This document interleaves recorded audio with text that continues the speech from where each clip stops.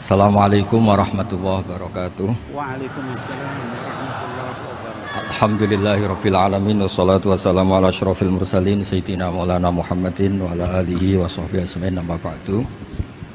Ingkang sangat kula hormati niki wonten Habib Nabil, semua keluarga besar Habib Mungtir, semua min usulihi wa furuhi sedanten ingkang kula hormati. Ingkang terhormat Habib Ahmad Bahar, Habib Ja'far Al-Attas, niki wonten Profesor Nazaruddin, wonten Pak Muzani, wonten Mas Nusron sedanten ingkang kula hormati.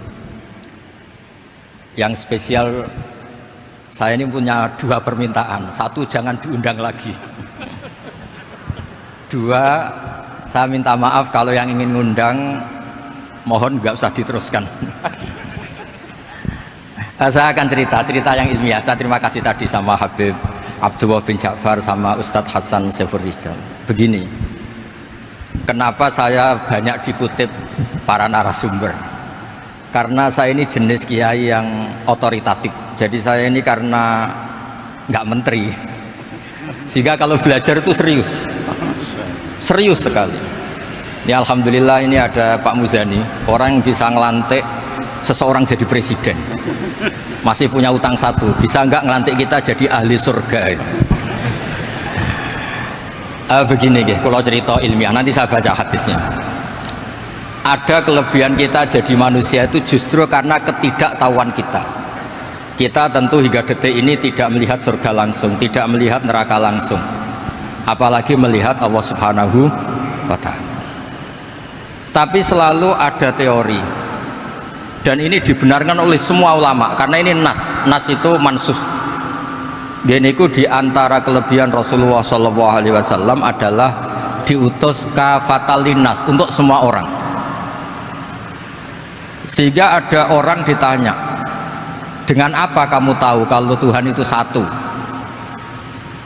Orang ini dengan enteng menjawab, innal isnaini, angka 2, 3, 4 dan seterusnya, nisbatu dzalika ilal wahid nisbatul far'i ilal asli. Jadi segampang itu nerangkan ayat qul huwallahu ahad, Allah itu satu. Karena angka itu 2, 3 sampai 1 miliar 1 triliun, nisbatu dzalika ilal wahid nisbatul far'i ilal asli. Semua itu asal usulnya satu. Begitu juga sebegitu gampangnya Syekh Nawawi Al-Bantani menerangkan kenapa bismillah itu dimulai ba. Huruf hijaiyah kan alif, tapi kalau bismillah dimulai dari satu ba. Ba itu ada titik satu. Anda gambar kambing, gambar apa saja, gambar Anda entah baik entah jelek, itu tetap dimulai satu titik. Nah, satu titik ini disebut nuqtatil wujud, asal usul wujud. Sebab itu kitab I'anatul Thalibin, tadi Habib Nabil cerita sanad-sanadnya Mbah Mun. Sebetulnya kalau boleh angkuh, yang berhak cerita itu saya, karena kitabnya milik saya. Tapi beliau tak kasih terus cerita, ya alhamdulillah. Ada penyambungnya gitu. Nanti tak kasih lagi beliau. Ya memang yang paling berhak beliau karena turunannya itu. Tapi kitabnya dari saya, jadi ya satu-satu lah. Kitab I'anatul Thalibin itu dikarang oleh ulama top, namanya Said Abi Bakar Syato. Beliau punya murid yang sangat terkenal di Indonesia, namanya Syekh Mahfud At-Turmusi. Syekh Mahfud ini punya murid, diantaranya yang paling terkenal tentu Mbah Hashim sama Mbah Ahmad Dahlan, pendiri Muhammadiyah. Jadi kemudian kitab I'anah ini populer sekali untuk menerangkan fikih-fikih di Indonesia. Termasuk cerita bahwa wujubul jihad itu wujubul wasail lal maqasid. Jadi jihad itu wajib, itu wujubul wasail lal maqasid. Sama cari di syarah. Sekiranya dakwah itu bisa tidak dengan jihad, dengan pengajian kayak Majelis Rasulullah, kayak Majelis Nurul Mustafa, kayak kiai kampung, itu sudah cukup karena sudah isolul maksud, orang sudah menjadi kenal Allah Subhanahu wa Ta'ala. Sebab itu ketika Sayyidina Ali diutus di beberapa peristiwa termasuk di Khaybar, Sayyidina Ali didhawuhi la ayyahdiyawu bika rajulan wahidan khairan laka min khumrin na'am. Ada satu saja yang Islam karena kamu itu lebih baik daripada kemenangan. Nah, kemudian ini supaya otoritatif menghormati masjid ini, Masjid Istiqlal, masjid yang luar biasa bersejarah. Saya baca keterbatasan kita, tapi ini menjadi kelebihan. Ini hadis di Shahihul Bukhari. Nanti sebagian materinya saya tinggal supaya ini tadi otoritatif tadi, supaya semuanya pakai sanad. Ini hadis dari Shahihul Bukhari, sehingga Anda tidak perlu tanya ini sahih apa enggak, karena ini di Shahihul Bukhari. Ikutnya nomor hadisnya itu 6408. Monggo kalau mau dihafal. Biasanya jenengan kan hanya hafal Arba'in Nawawiyah. Ini hadis ini nomor 6408. Ada keterbatasan yang akhirnya menjadi kelebihan kita, yaitu kita tidak tahu Allah Subhanahu wa taala. Suatu saat para malaikat ditanya, apakah mereka yang membaca tasbih di sini, misalnya di Istiqlal ini, ngerti saya? Kata Allah. Kata malaikat, tidak tahu. Fayaqulu hal ra'auni.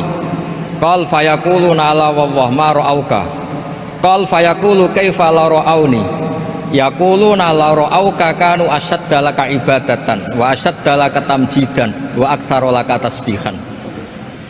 Andaikan manusia itu ngerti engkau ya Allah, maka tasbih mereka ini akan lebih dari kita. Saya beri contoh, ini terutama untuk zuriat Rasulullah SAW. Nabi itu manusia, bashar, tapi lakal bashar. Nabi ketika muji Allah Subhanahu wa taala ini supaya kalau sholat jangan hayati. Misalnya pertama muji begini, lakal hamdu mil'us samawati wa mil'ul ardi. Kebanyakan di Jawa memang baca pakai rofaknya mil'u, tapi di beberapa sanad dibaca mil'a, itu urusan Arab lah. Engkau itu saya puji seluas langit dan bumi, seluas langit dan bumi. Seluas langit dan bumi itu nggak keren, karena langit ini tetap maksurah, as-samawat ini apapun luasnya langit itu tetap terbatas. Bumi apapun luasnya juga terbatas. Apa yang diteruskan oleh Rasulullah SAW? Wa mil'u ma syi'ta min syai'im ba'du. Dan pujian saya ini ya Allah sesuai kehendakmu, sejumlah kehendakmu, karena ini yang tidak terbatas. Begitu juga ketika Nabi dengan keterbatasan sebagai manusia, bukan sebagai Habibullah, atas nama manusia. Nabi itu punya dua sisi, kadang sebagai bashar, kadang sebagai Habibullah. Dan sama-sama penting untuk mengawal Islam ini. Saya ulang lagi, sama-sama penting untuk mengawal Islam ini. Ketika Nabi sebagai bashar ngendikan begini, la nuhsitan Allahumma lakal hamdu hamda yuwafi ni'amaka, misalnya pakai mukhatab, wa yukafi umazidak. Saya memuji engkau ya Allah dengan pujian yang sesuai jumlah nikmatmu, wa yukafi umazidak, dan bisa berserasian dengan tambahan-tambahan nikmatmu.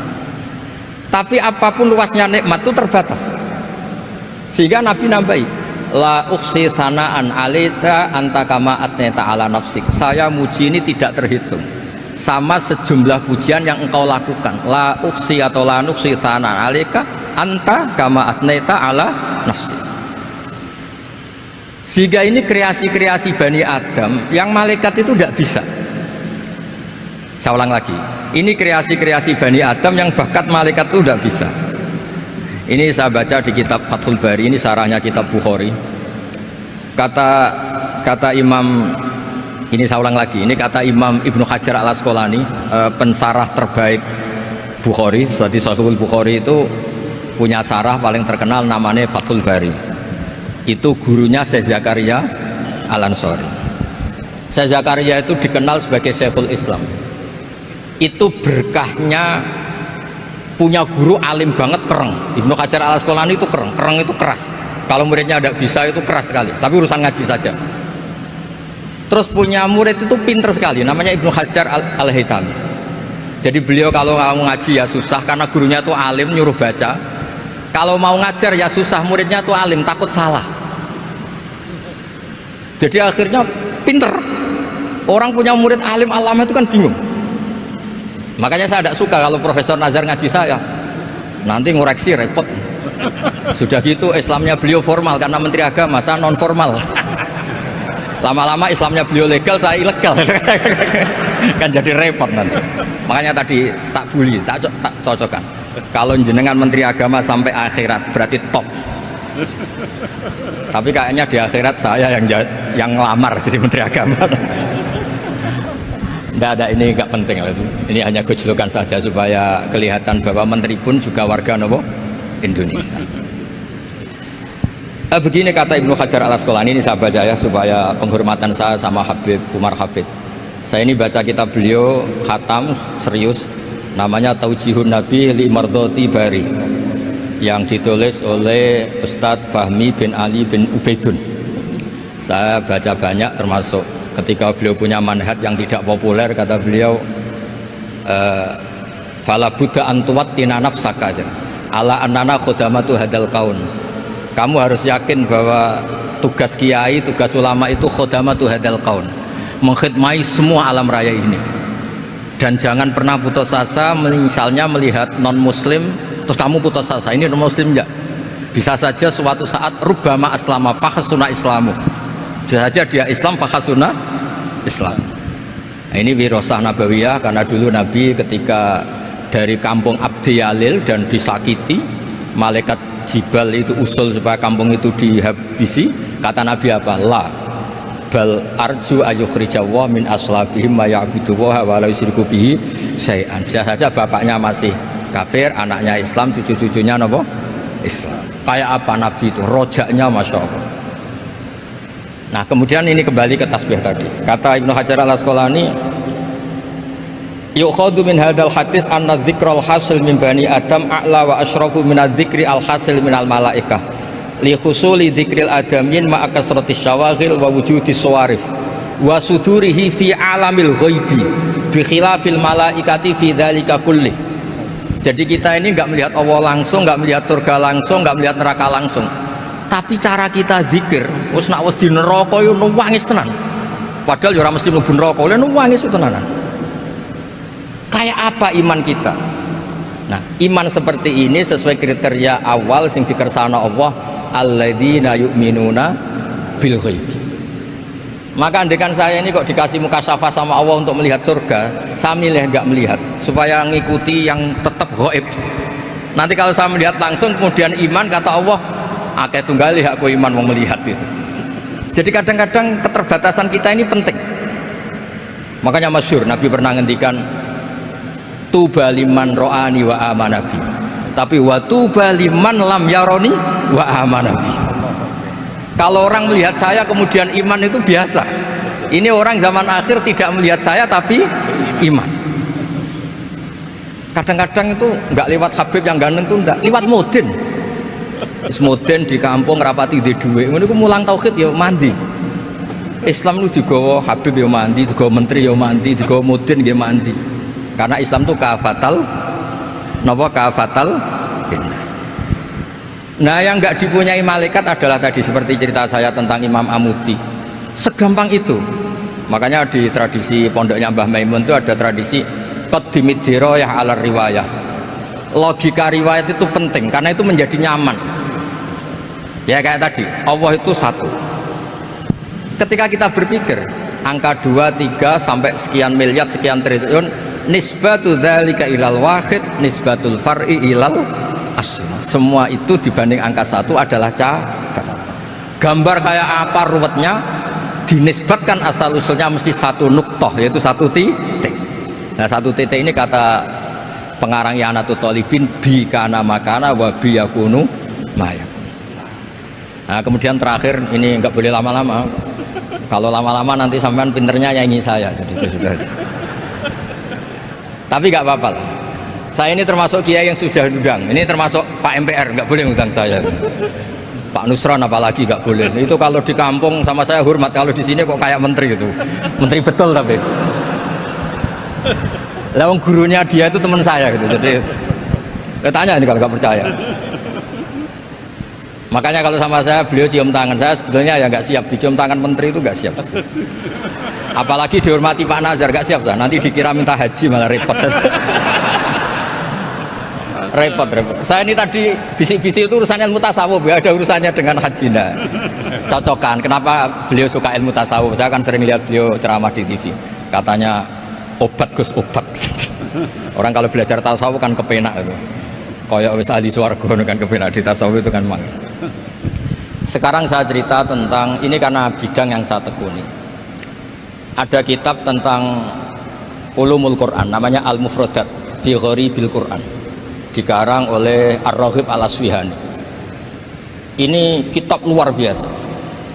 Di situ hanya cerita lafat-lafat per kata. Saya tadi sebelum kesini ngajar dulu di pondoknya Beki, Baitul Qurannya Pak Kures, karena memang saya termasuk pengajar di sana. Artinya kalau saya sering ke situ, jangan iri, memang saya termasuk pengajar di sana. Termasuk pengajar yang keren maksudnya. Keren itu artinya pakai referensi, bukan asal. Begini kata kitab itu. Rasulullah SAW itu kan punya nama Muhammad, orang yang banyak sikapnya atau semua sikapnya terpuji.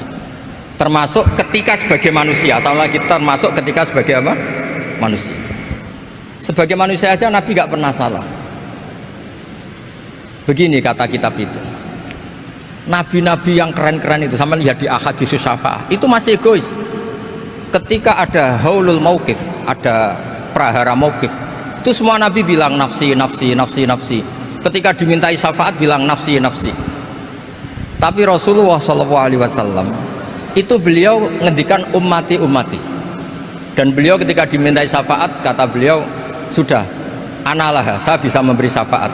Kata beliau, fa'akhirru lillahi ta'ala sajidan fayaqulu li ya Muhammad irfa' ra'sak wasal tu'tah wasfa'tu syaffa'. Kayak apa hebatnya Rasulullah SAW? Umumnya para nabi melihat akhirat itu sudah akhir dari semua amal. Itu menurut Nabi Muhammad gak keren. Allah itu gak bisa didikte akhirat. Allah itu Tuhan, tetap yaf'alu ma yasha. Jadi gak bisa misalnya sudah akhirat orang nyuwun sewu terus tanya, ya Rasulullah ini sudah akhirat kok jenengan sujud bareng ini gimana? Ini sudah nggak darul amal tapi ini darul jaza. Tidak bisa. Akhirat nggak bisa dibatasi. Karena akhirat nggak bisa membatasi Allah, Nabi tetap dengan rileksnya minta sama Allah. Fa ahmaduhu bima hamida allamani ya rabbi. Kemudian saat itu saya muji-muji Allah dengan pujian yang luar biasa. Terus kata kitab itu, fa Muhammadun Ahmadu min ghairihi. Makanya beliau punya nama Ahmad.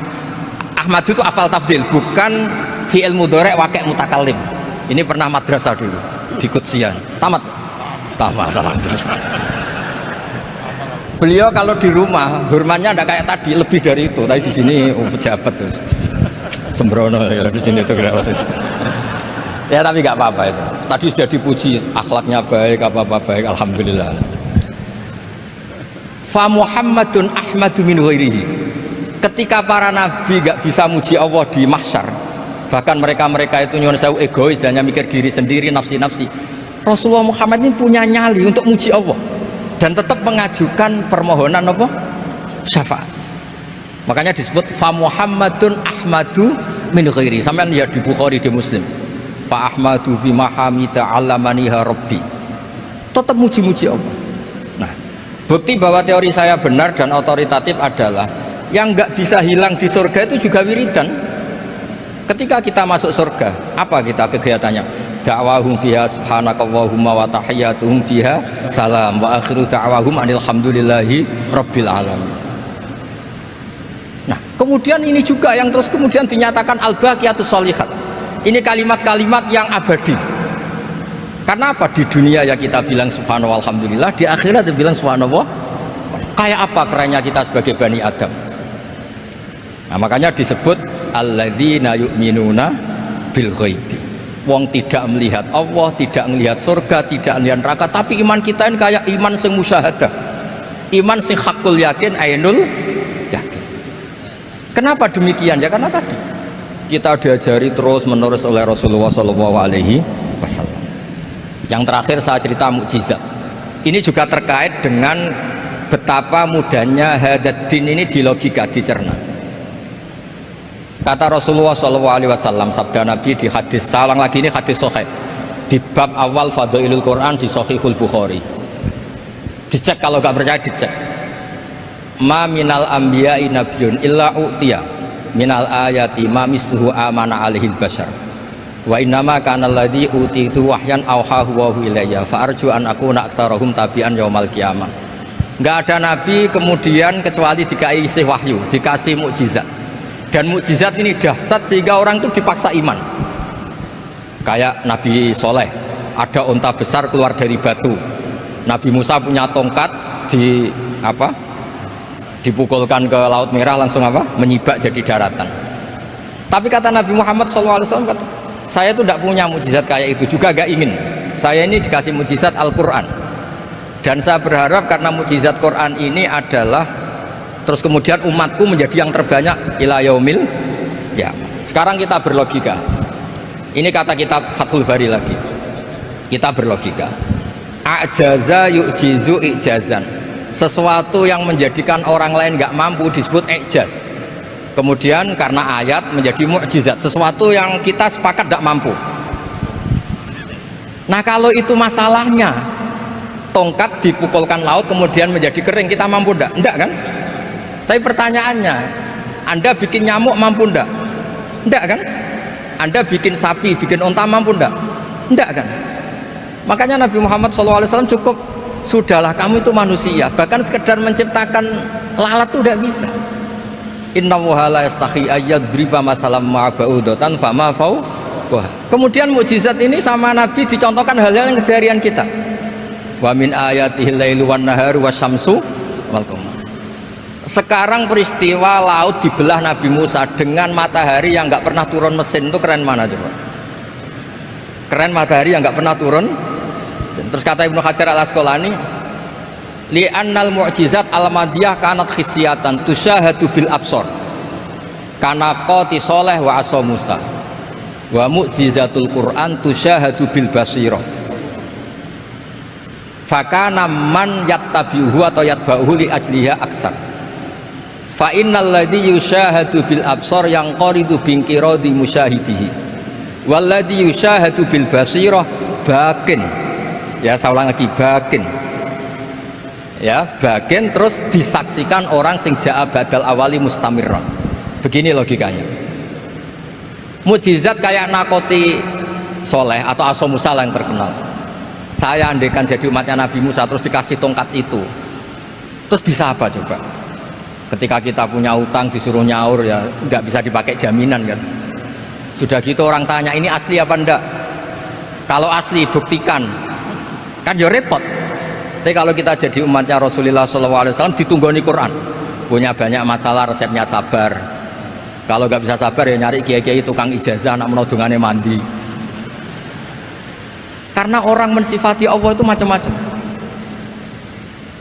Makanya saya pastikan nggak ada agama yang mengajarkan rasional kayak agama Islam. Makanya liqaumi yaqilun liqaumi yatafakkarun. Coba misalnya nyamuk, kamu bikin nyamuk tidak bisa kan? Nyamuk punya organ tubuh kecil, organ tubuhnya punya urat. Kamu mikirnya kayak apa? Sekedar bikin patungnya saja tidak bisa, apalagi bikin nyamuk.